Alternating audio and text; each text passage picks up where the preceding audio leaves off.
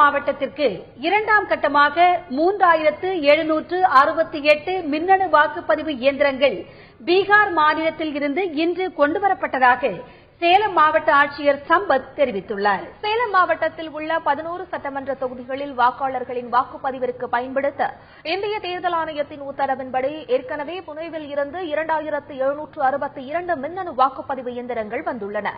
இன்று 3768 வாக்குப்பதிவு இயந்திரங்கள் பீகாரில் இருந்து வந்துள்ளது. இவற்றை பார்வையிட்ட பின்னர் செய்தியாளர்களிடம் பேசிய மாவட்ட ஆட்சியர் சம்பத், அனைத்து வாக்குப்பதிவு இயந்திரங்களும் கட்டுப்பாட்டு கருவிகளும் மாவட்ட ஆட்சியர் அலுவலகத்தில் அமைந்துள்ள கிடங்கில் மின்னணு வாக்குப்பதிவு இயந்திரங்கள் துப்பாக்கி ஏந்திய காவலர்கள் பாதுகாப்புடன் வைக்கப்பட்டிருப்பதாக தெரிவித்தார். ஏற்கனவே மகாராஷ்டிரா மாநிலத்திலிருந்து மாவட்ட வருவாய் தலைமையில் 2772 கண்ட்ரோல் யூனிட், 2762 பேலட் யூனிட் ஆகிய வரப்பட்டன. தற்போது 1000 கண்ட்ரோல் யூனிட், 3768 பேலட் யூனிட் முறையாக பெறப்பட்டுள்ளது.